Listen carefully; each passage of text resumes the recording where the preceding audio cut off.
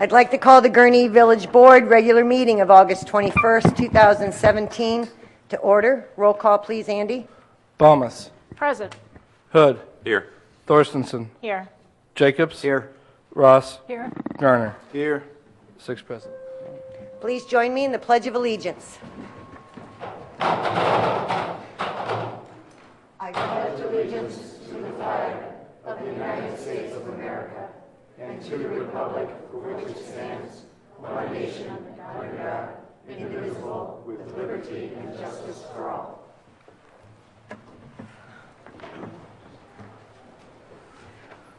This is going to be a wonderful meeting tonight. As Chief Woodside said, the future walked in when all of you joined us, so I am delighted to have you here. First up is public comment. If anybody would like to address the board. All right, if not, we're going to move on to approval of the consent agenda as presented. So moved. Motion by Trustee Jacobs, second by Trustee Balmas. Roll call, please. Andy? Balmas. Aye. Hood. Yes. Thorstensen. Yes. Jacobs. Aye. Ross. Aye. Garner. Aye. 6 aye. Motion carries. Patrick, please read the consent agenda into the record. Item number 1, approval of the minutes from the August 7, 2017 Village Board meeting. Item number 2, approval of payroll for period ending August 4, 2017 in the amount of $835,524.59. Item number 3, approval of bills for period ending August 21, 2017 in the amount of $1,764,382.69. All right, thank you, Patrick. Do I have a motion to approve the consent agenda as read into the record? Motion by Trustee Garner. Second. Second by Trustee Jacobs. Roll call, please, Andy. Balmas. Aye. Hood. Yes. Thorstensen. Yes. Jacobs. Aye. Ross. Aye. Garner. Aye. 6 aye. Motion carries. We'll move on to petitions and communications. And it is with delight, and we are honored, and we're very proud to be administering the oath of office for the promotion of Police Sergeant Jeremy Gaughan to Police Commander. So Chief Woodside and Jeremy, if you join me down front.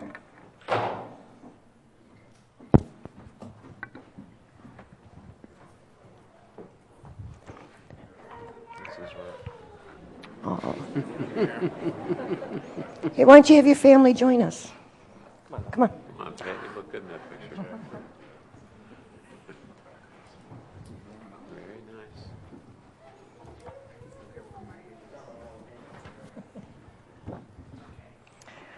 All right. This is such an honor to be swearing you in. All right. Can you raise your right hand with Daddy? Oh, ooh, but I'm a grandma. All right, official here. All right, I, Jeremy Gaughan, having been appointed to the office of Commander in in the village of Gurnee, in the village of Gurnee, in the county of Lake, in the county of Lake, do solemnly swear do solemnly swear that I will support the Constitution of the United States, that I will support the Constitution of the United States, the Constitution of the State of Illinois, the Constitution of the State of Illinois, and that I will faithfully discharge and that I will faithfully discharge the duties of the office of Commander the duties of the office of Commander according to the best of my ability. according to the best of my ability.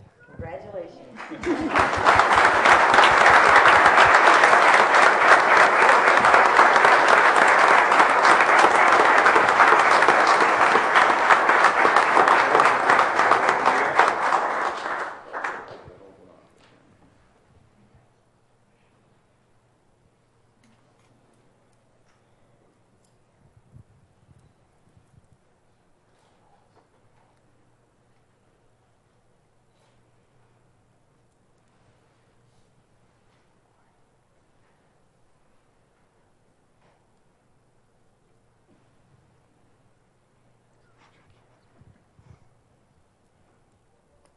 Excellent.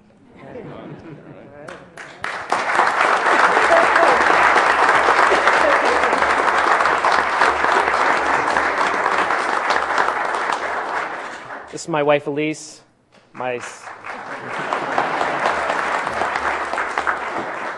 Isabella and Isaiah.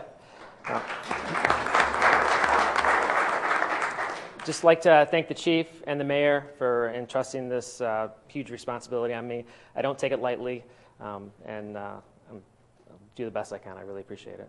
Thank you very much. No doubt.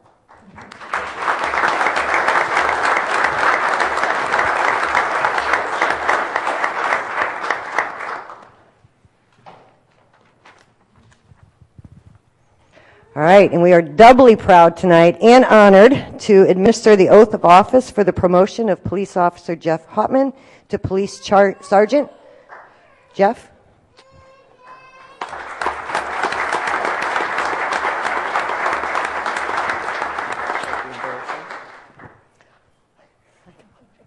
This is great. All right, raise your right hand. I, Jeffrey Hotman, I, Jeffrey Hotman, having been appointed to the office of Sergeant having been appointed to the office of Sergeant in the village of Gurnee, in the village of Gurnee, in the county of Lake, in the county of Lake, do solemnly swear do solemnly swear that I will support the Constitution of the United States, that I will support the Constitution of the United States, the Constitution of the State of Illinois, the Constitution of the State of Illinois, and that I will faithfully discharge the duties that I will faithfully discharge the duties of the office of Sergeant of the office of Sergeant according to the best of my ability. according to the best of my ability.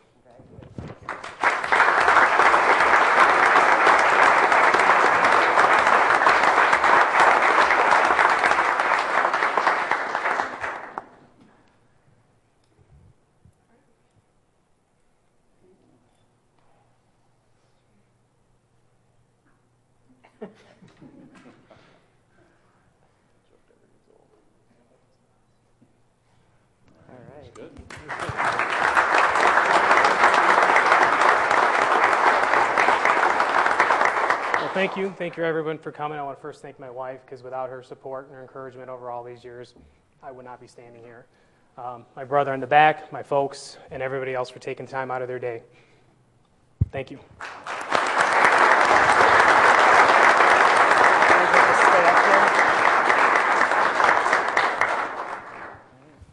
And a really exciting part of our evening is myself and the village board would like to acknowledge and congratulate the Gurnee Police Explorer Post 266, receiving the 2017 Post of the Year Award at the Illinois Law Enforcement Explorer Conference. They are the top in the state. Extraordinarily proud.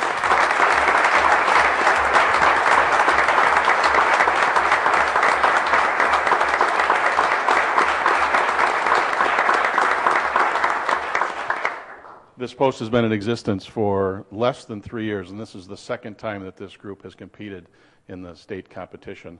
And this was one of the many leadership positions that Sergeant Gahn held, was beginning this post. So it's only fitting that Commander Gahn be able to come down here in his first official act as commander to be able to introduce these young men and women and describe some of their accomplishments. So, Jeremy, you still here somewhere? There he is. Daddy gets to talk some more now.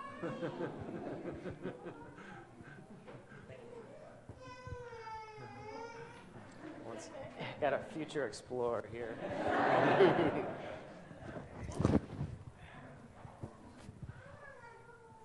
All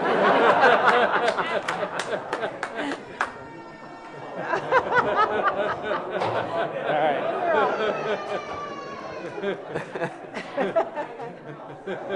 Come on in. All right. Yes. So this is very exciting for me with these guys. I know that the mayor has talked about recognizing them before, and every time I see her, she talks about the Explorer Post and the things that they do. And these guys, like the chief said, the post has been in existence for only 3 years.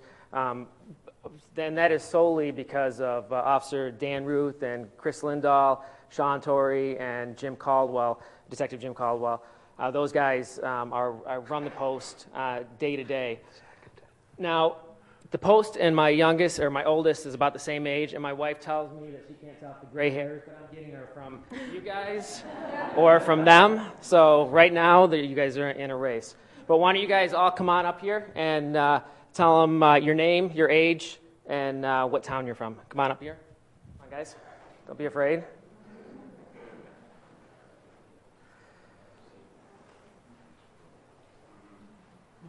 Turn around and face the parents here.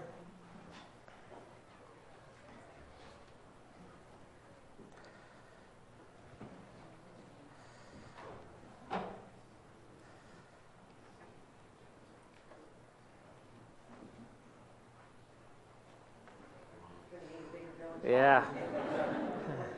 We currently have 28 explorers. They range from 14 to 20 years old. We do have a 21-year-old that turned 21 in the middle of helping out with several of the details that we have going on. And at 21 is the age where they will age out. So at the end of the year, one of our top explorers will be aging out and hopefully be getting a job in law enforcement.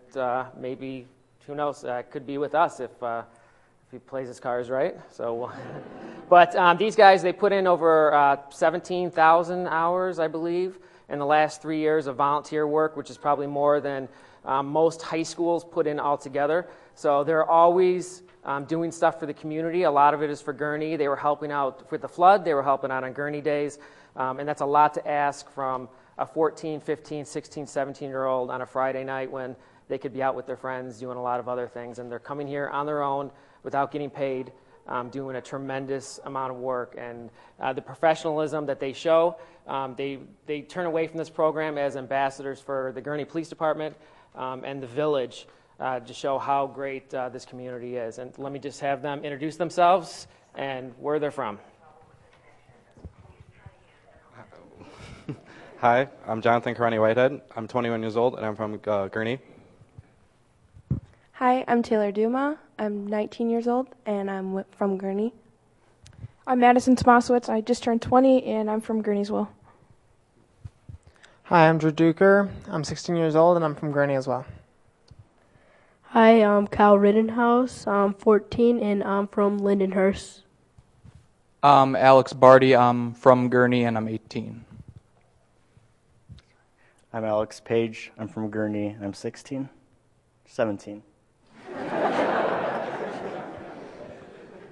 I'm Jose Trejo, and I come from Waukegan, and I'm 15. I'm Remington Page. I'm here from Gurnee, and I'm 14 years old. I'm Chris Cordova. I'm 17 years old, and I'm from Gurnee. I'm Armando Martinez. I'm 17, and I'm from Waukegan. I'm Jake Barty. I'm 19 years old, and I'm from Richmond, Illinois. I'm Stephanie Oth. I'm 19 years old, and I'm from Gurnee. I'm Christopher Dudek. I'm 18 years old, and I'm from Lakeville. I'm Aaliyah McNulty. I'm 16, and I'm from Wadsworth. I'm Trent Kaufman. I'm 16, and I'm from Gurnee, Illinois. I'm Bryce Reisick. I'm 16, and I'm from Gurnee. I'm Jake Harrison. I'm 14, and I'm from Gurnee. I'm Melinda Andrews. I'm 19, and I'm from Gurnee. I'm Matthew Kress. I'm from Winthrop Harbor, and I'm 18. I'm Mitchell Rowan. I'm 21, and I'm from Beach Park. I'm Austin Dembski. I'm 20 and from Gurnee as well. We are incredible. You do represent the community, and like the chief said, you are our future. You have really made us proud. You did an outstanding job at Gurnee Days, and it's really important the work that you're doing because it helps relieve our officers for other things during Gurnee Days. I know you've helped out with so many events, and we are just so full of pride when we see you guys at events and to know that you went downstate and put in all those hours of practice and came out on top. Go Gurnee. Thank you.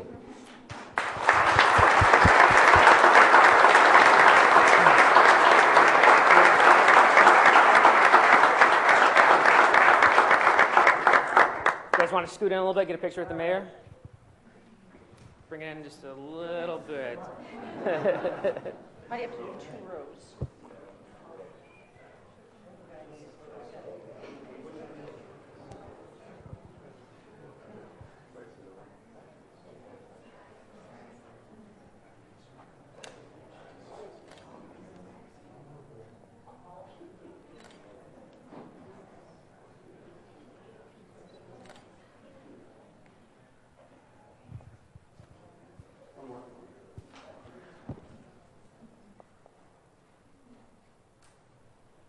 Ready? Everybody smile. Let's give him one more hand. Thank you. All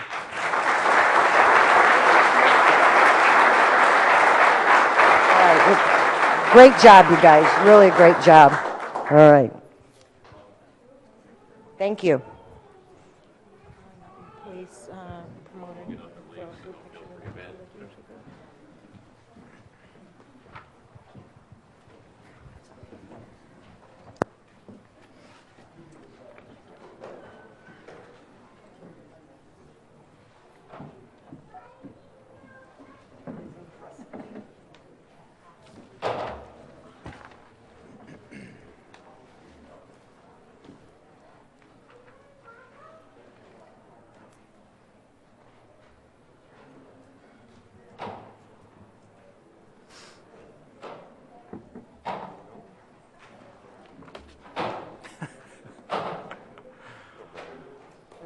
Poor Brian. You said Brian. Little tough to follow that, huh? Blamed for the exodus. It happens. It happens. Your magnetic personality, I'm sure.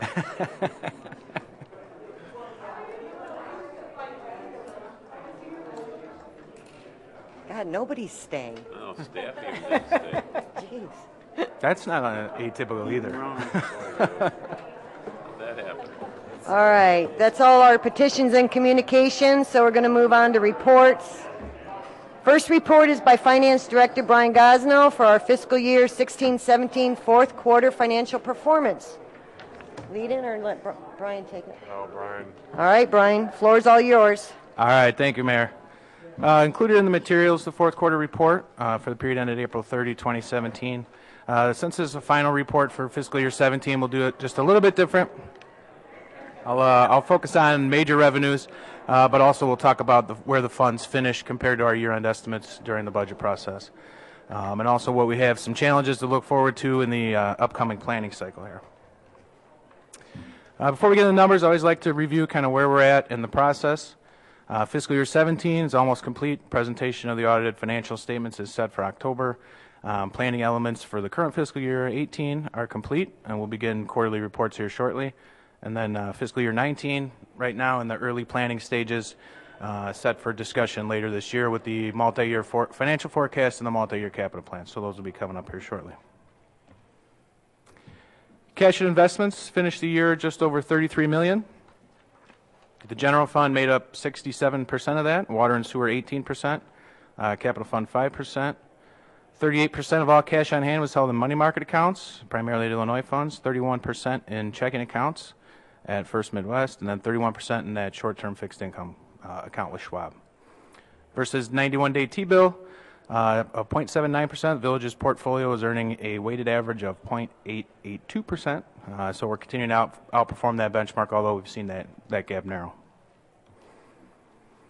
Looking at major revenues in the general fund here, these account for 75% of all revenues. Overall, finished the year with a positive variance of almost 1.5%, or about $391,000 versus budget. I think the more important figure on this slide is where it finished compared to last year, which was behind last year by about $200,000. So we've talked about it over the last couple reports here about seeing a flattening in some of the major revenues. We did see that continue through the end of the year and into this year even. Sales tax finished the year $150,000 ahead of budget, but only $34,000 ahead of last year. So you see that flattening we were talking about. Income taxes finished behind budget, 4.65%, $145,000, and about 10.83% or $362,000 behind last year. This was anticipated. The IML revised their projections down several times throughout the year as the receipts started coming in. It was clear that they weren't going to hit the initial estimates. So this was pretty predictable early on. Use tax finished a strong year, 6.2% up, 45% ahead of budget. About the same versus last year. Again, here major driver is online retailers starting to voluntarily pay that tax. Gets distributed to municipalities via the use tax. Telecom taxes continue to slide, no surprise. It's sliding less than we anticipated, which is a good thing.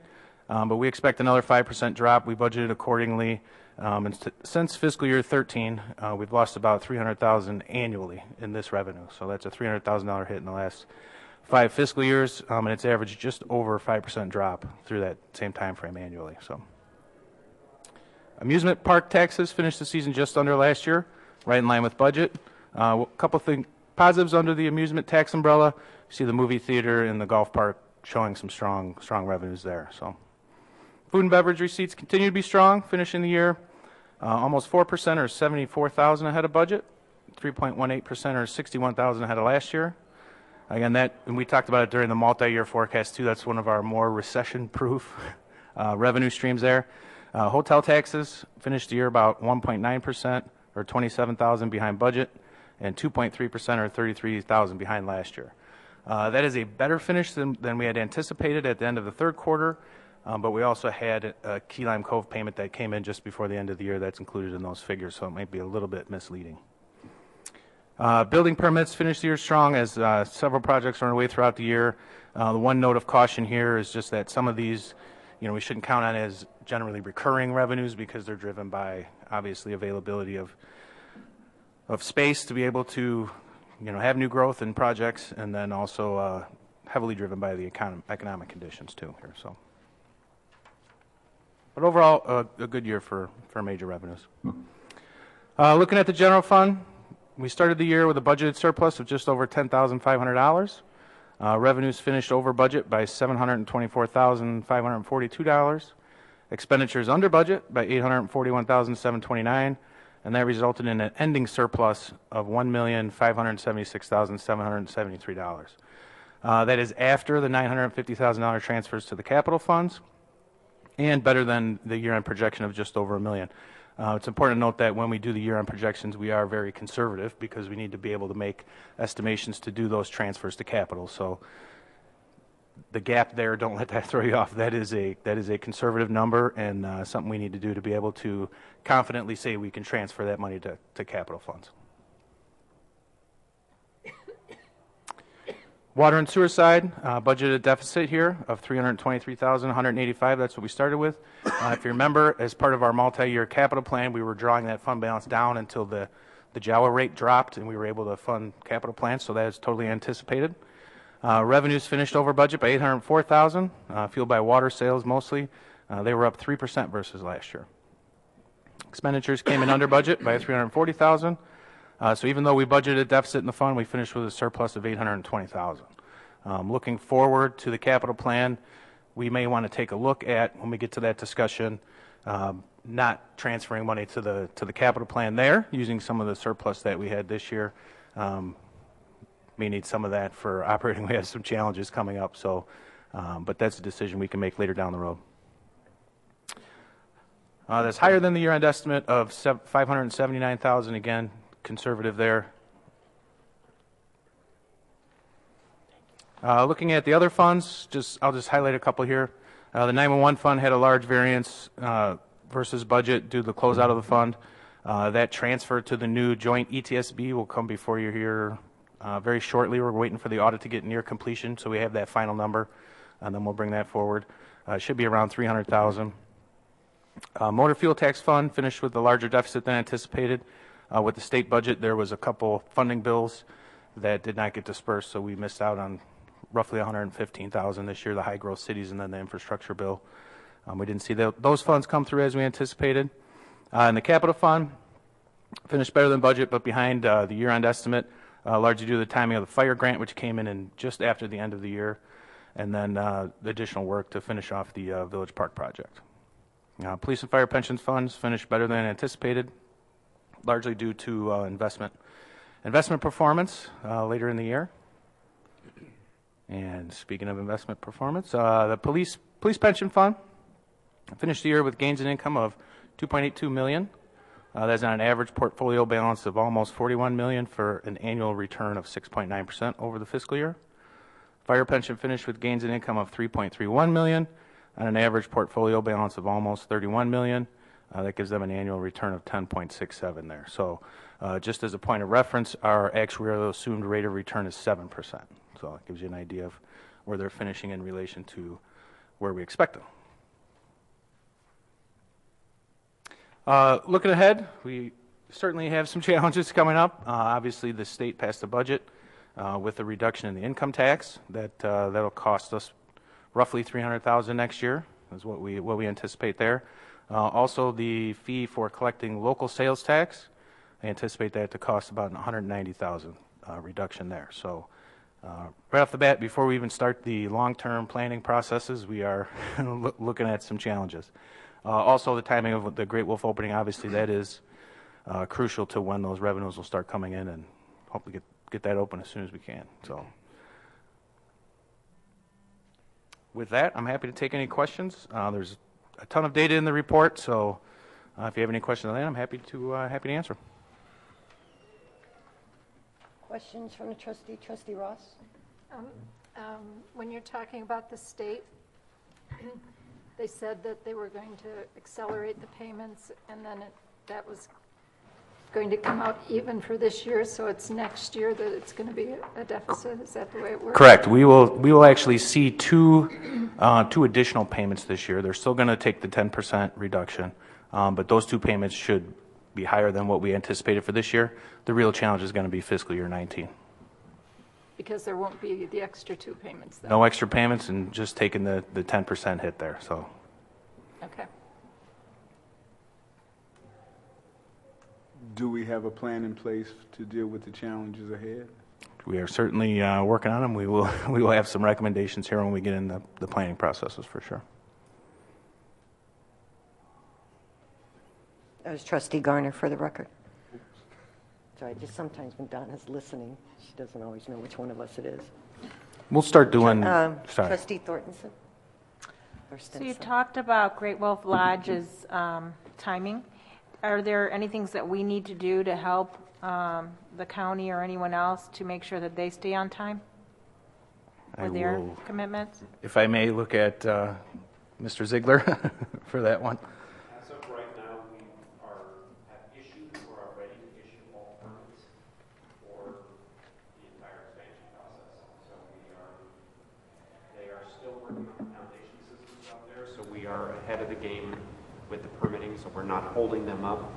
As far as things to help them further along, it's just timing, weather, and materials. And there are some state permits that they need to get for the pools that we're closely monitoring as well.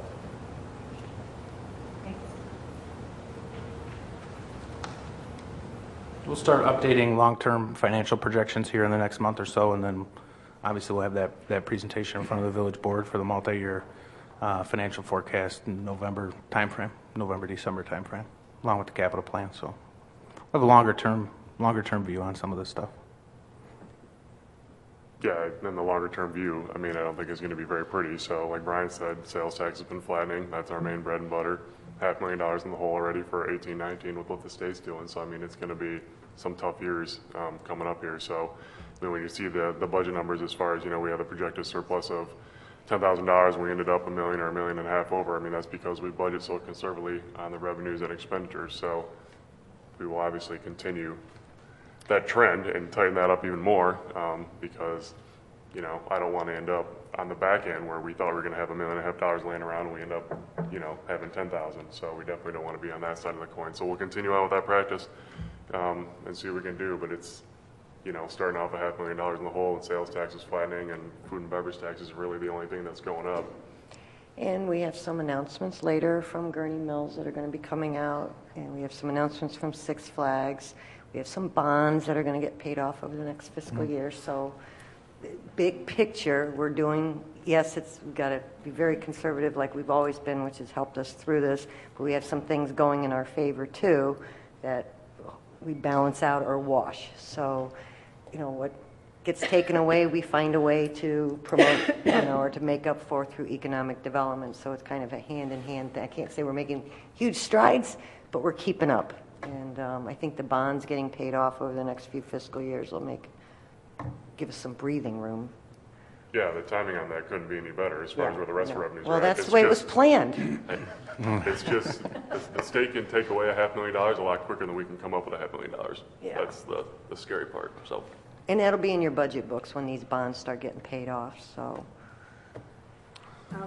And we included this discussion of the bonds coming off last year's multi-year plans and things like that, and how to use that. And that may be one of the things we have to take a second look at. How much to capital and how much to operating and things like that. But how much to reserves? We have options, which is a good thing. We are in way better shape than probably 90% of the other communities. Oh, yeah. Because we do have alternatives and options and that, so. And how does can I just ask how the flood, and if we get a declaration from the feds on disaster, does I wouldn't hold your breath on that by any means. So, I mean, from what we've seen, no one thinks we're going to hit that threshold. So, I mean, that'll just be, this is why we budget conservatively. I mean, hopefully we'll have some left on the back and that'll be able to cover that. So the bills that have come in so far haven't been as big as I was expecting them to be, so that's good news. But I don't think we've received all the bills yet, so we'll see where we end up. And we'll do a report on that when we've got all the bills tallied. We'll let you guys know what that costs. So. Okay. And for the record, that was Trustee Balmas. Pardon me? No, I just put it on the record, so when Donna listens to the sorry. tape, she knows who spoke. Yeah, I don't hold my breath that we're going to, it's an $18 million threshold for damage in the county, all in with public, private, lost business. I mean, they factor a lot of things into it, but for the county to reach the $18 million would be pretty hard. They were out today interviewing the neighborhood, so we'll see. Okay. Well, thank you, Brian, very much. Thank and you. This was off the new software, right? Yes, this one was actually, that's why, and I apologize for the delay, but we had to generate the report out of the new software, so it took us a little bit to get that built out. But all right. Any other reports, Patrick? Just that we will have a committee of the whole on Monday, so we'll have our strategic plan progress report number 3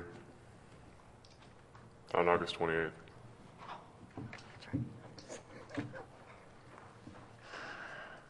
All right. And no old business? Correct.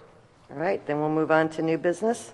The first item is approval of ordinance 2017-41, granting a final PUD plan pursuant to the Gurnee zoning ordinance for 8.6 acres located at 1001 North Hunt Club Road, approximately 1,700 feet south of the intersection of Hunt Club Road and Data Drive.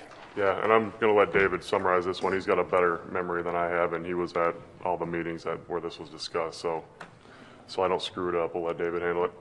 Thank you, Patrick. Property in question was initially annexed into the village in 2007 with a residential development project. The project hit a little bit of tough times when the housing market declined. They resurfaced in 2014 when we reapproved the preliminary PUD for the project and approved the subdivision plat.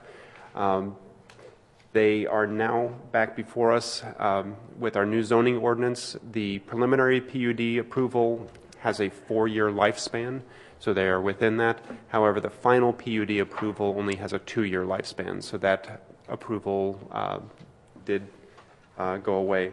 So tonight before you is a final PUD approval. There were a couple of minor tweaks to the plan. Some of them were able to be handled administratively, but a couple of them did need to be approved through the final PUD process as well. On the second page of the memo, we kind of highlight the items that were approved administratively, which is a reduction in the minimum home size, changing some of the bushes and flowers from the Hunt Club Road canopy, reducing some of the trees that were required in the Hunt Club Road buffer, changing the concept by only replacing for the trees that are in the main right-of-way and utility corridor initially. The remainder of those trees will be replaced on a lot-by-lot basis as each home is built. And that's the gist of the administrative ones that we were able to take care of. The ones that do require village board approval are the subdivision plat reauthorization. That's going back in front of the Planning and Zoning Board next Wednesday for their initial review, and then we'll be back in front of you for the next village board meeting. Secondly, they are also requesting a change in the agreement for the financial security for the subdivision. Typically, we require all impact fees to be paid up front. They are proposing to pay them at the end, however, securing that payment through the letter of credit. So they will have security posted for those payments so that we will get the money. It will just be, those payments will be at the tail end of the project instead of the front end of the project. So there's no risk of not collecting those. All of the other third-party fee agreements with the township, the school, or not the township, the high school, the grade school, the library, and the park district all remain intact, and those will be collected at building permit and at certificate of occupancy for each of the homes. So I'll be happy to answer any questions from you. Trustee Ross? Wasn't this the one that came before us before, and they had this many homes, and we said that was too many for that small property, and now they've come back and changed it again? The 2007 project initially had 14 residential home building sites. When they were reauthorized in 2014, they asked for an increase up to 18 building sites, which was authorized at that time. So this current plan is consistent with the one that was approved in 2014 with the 18 building sites.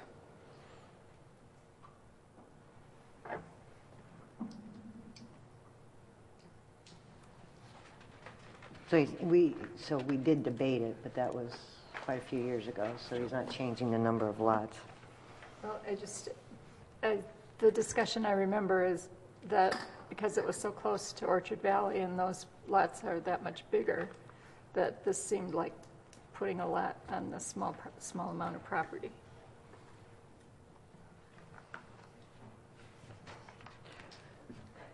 He might have asked for more, and we reduced it to 18.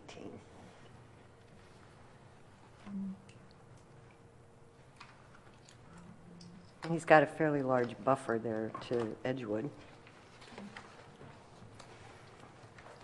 But I don't think we can take that back now. Yeah, I know. Yeah. Move to approve. Second. All right, I have a motion from Trustee Hood, second by Trustee Jacobs. Roll call, please. Andy? Balmas. Aye. Hood. Yes. Thorstenson. Yes. Jacobs. Aye. Ross. Aye. Garner. Aye. 6 aye. All right, motion carries, and we're going to go into an executive session, and we'll be back out, but I will reopen the floor for public comment. Anybody like to address the board? Got to try. All right, so Brian, could you please read into the minutes why we're going into executive session? All right. We need to have a roll call vote. There's 2 items. This is under exemption C5 to consider purchase or lease of real estate, and C, paragraph 21, semi-annual review of past executive minutes. Thank you, Brian. Do I have a motion to go into executive session? So moved. Motion by Trustee Garner, second by Trustee Jacobs. Roll call, please, Andy. Balmas. Aye. Hood. Yes. Thorstenson. Yes. Jacobs. Aye. Ross. Aye. Garner. Aye. 6 All aye. right. We are not going to take any action when we come back out from the executive session.